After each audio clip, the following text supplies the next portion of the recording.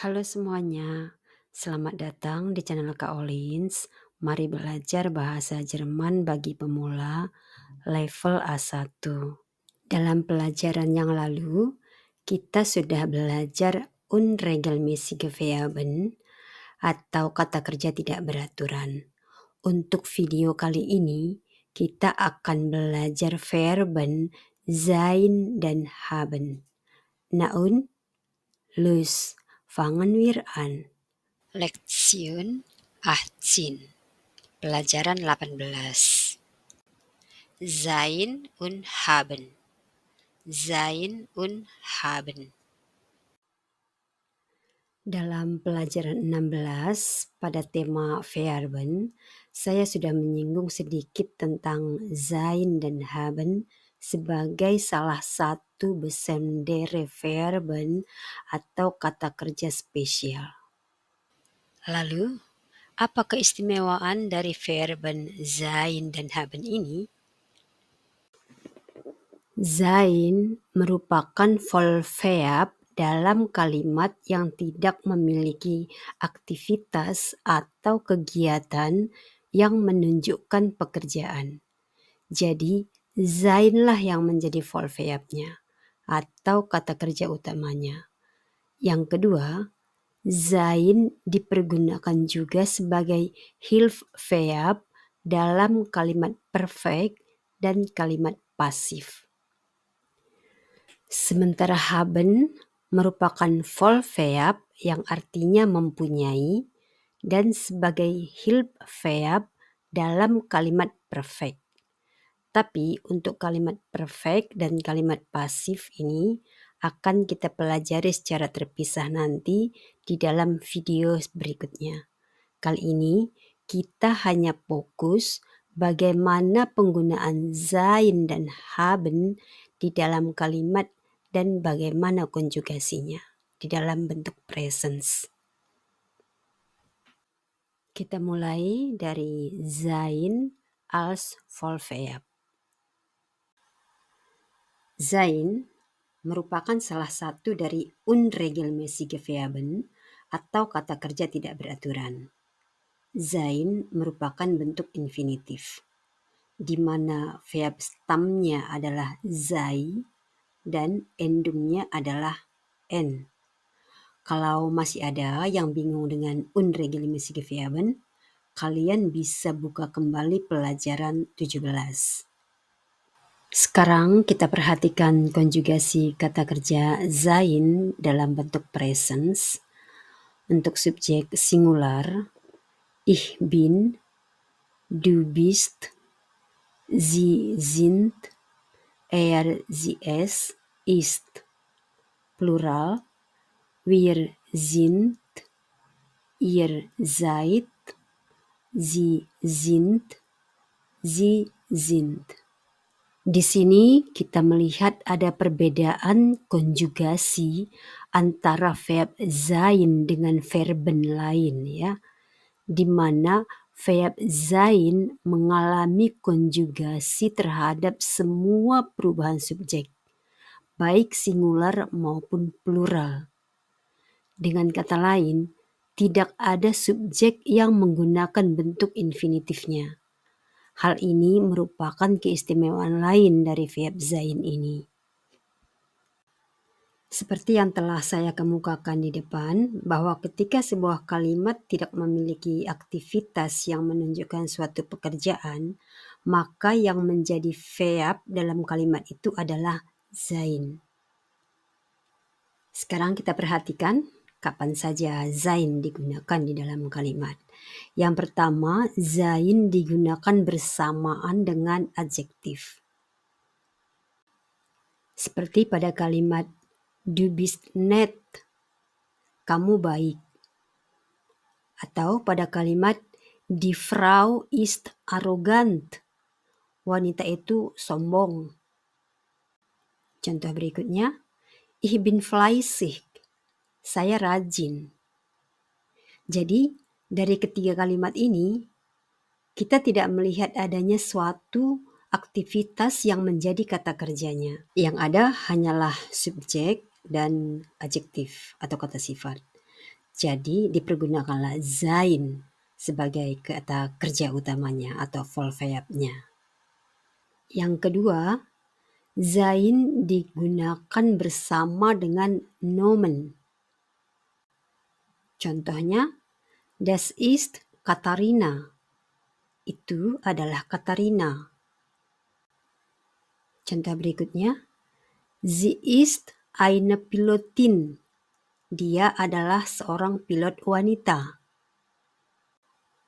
Contoh berikutnya, ich bin Indonesierin. Saya adalah orang Indonesia. Das ist Schloss Neuschwanstein. Itu adalah Istana Neuschwanstein. Sein digunakan bersamaan dengan anggaben atau keterangan, baik itu keterangan tempat, keterangan waktu, keadaan, usia, dan lain-lain. Kita ambil contohnya pada keterangan tempat. Misalnya pertanyaannya, wo bist du? Di mana kamu? Nah, jadi jawabannya, ich bin in der Schule. Saya sedang di sekolah. Wo seid ihr? Di mana kalian? Jawabannya, wir sind am Bahnhof. Kami sedang di stasiun kereta. Zeit atau keterangan waktu. Pertanyaannya, wie spät ist es?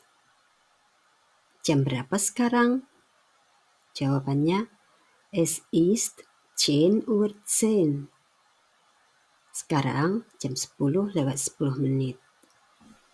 Selanjutnya datum und Tage, datum tanggal, Tage hari. Contohnya, heute ist der 25. Dezember. Hari ini adalah tanggal 25 Desember.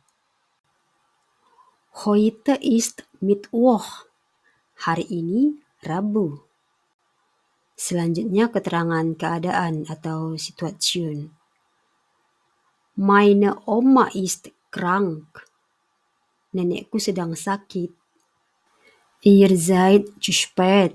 Kalian terlambat.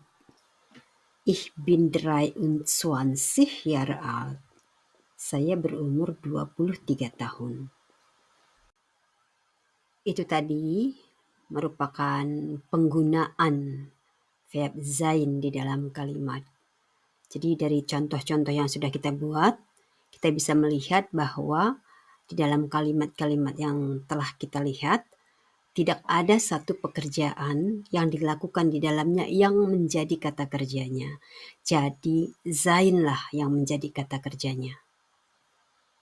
Sekarang kita akan lanjutkan ke verb haben. Haben artinya mempunyai atau memiliki, dan biasanya diikuti oleh nomen atau kata benda. Bentuk infinitifnya adalah haben.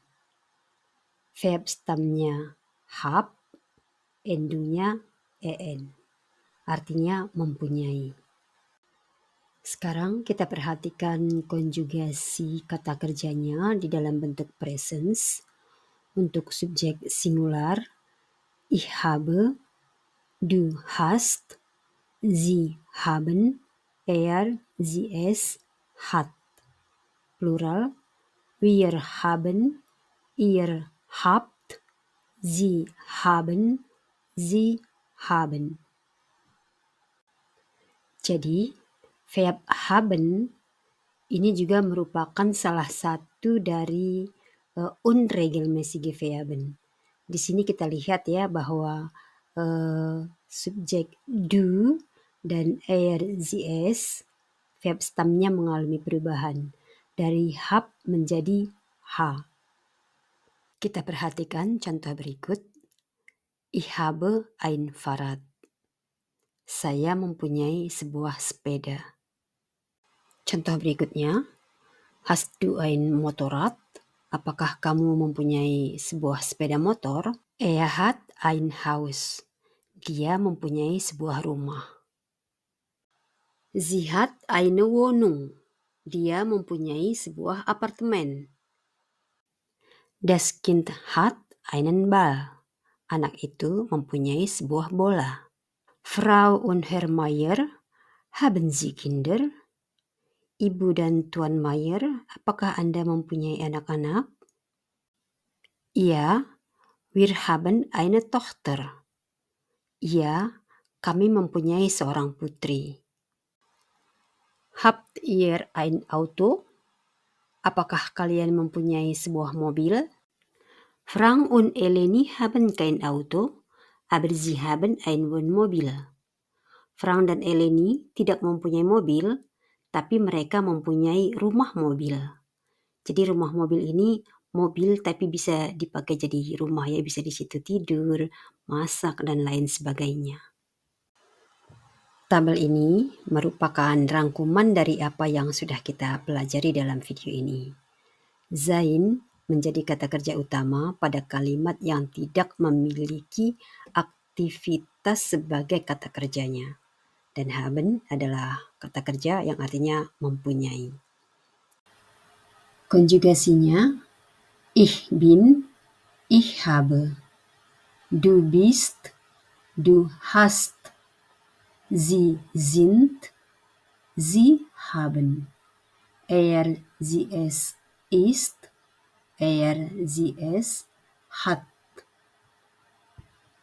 Wir sind, wir haben. Ihr seid, ihr habt. Sie sind, sie haben. Sie sind, sie haben. Untuk video kali ini cukup sampai di sini dulu. Ikuti terus video pembelajaran ini, jangan sampai ketinggalan. Dan jangan lupa di like dan subscribe ya, supaya ada pemberitahuan kepada kalian kalau video baru sudah muncul. Sampai jumpa di pembelajaran berikutnya. Danke, auf Wiedersehen.